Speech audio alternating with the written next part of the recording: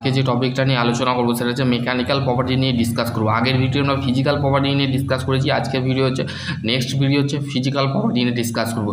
The mechanical property of the metal of the আর of ductile material, malleability and hardness, brittleness, toughness, tenacity, elasticity. ঠিক আছে, এই কটা নিয়ে ডিসকাস করবো, টপিকটা এন্ড করবো ক্লাসটা কমপ্লিট করার পর। ঠিক আছে, ডাক্টিল মেটেরিয়ালটা কি? A metal of the set of the to be of the ductile many of the drawn out of the tension of the rupture.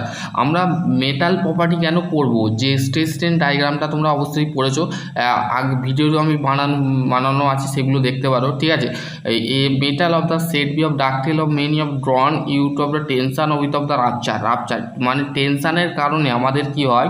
Tension হচ্ছে টেনসাইল ফোর্সকে বোঝাচ্ছে, মানে টেনসাইল ফোর্সের ক্ষেত্রে মানে আমাদের ড্রন মানে টানার ক্ষেত্রে একটা ডাক্টিল মেটেরিয়াল তৈরি হচ্ছে। ঠিক আছে, ductile material must be of the both the stronger of the plastic, copper and aluminium and good example of ductile material. ঠিক আছে, এখানে তোমাদের ডাক্টিল মেটেরিয়ালের ছবিটা দিয়েছে, দেখো এখানে একটা মেটাল আছে। ঠিক আছে, সেই মেটালটা কি হচ্ছে ডাই প্রেস করে সেটাকে মানে তৈরি করা হচ্ছে। ঠিক আছে, এখানে তোমাদের সেই জিনিসটা বলে দিয়েছে। ঠিক আছে, ম্যালেবিলিটি কি? ম্যালেবিলিটি হচ্ছে property of the permanent of the extending of the wall of the direction of the with of the rupture of the hammering, rolling, ETC and change of the shape and size, মানে size and শেপটাকে পরিবর্তন করে। এবং আমাদের হ্যামারিংটি আমাদের কী হয়? ম্যালেবিলিটিটা হচ্ছে আমাদের হ্যামার প্রেস করে মানে জিনিসগুলোকে তৈরি করা হয়। ঠিক আছে, এখানে তোমাদের কিন্তু সেই জিনিসটা বলে দিয়েছে। এবার হচ্ছে বিটেলনেস।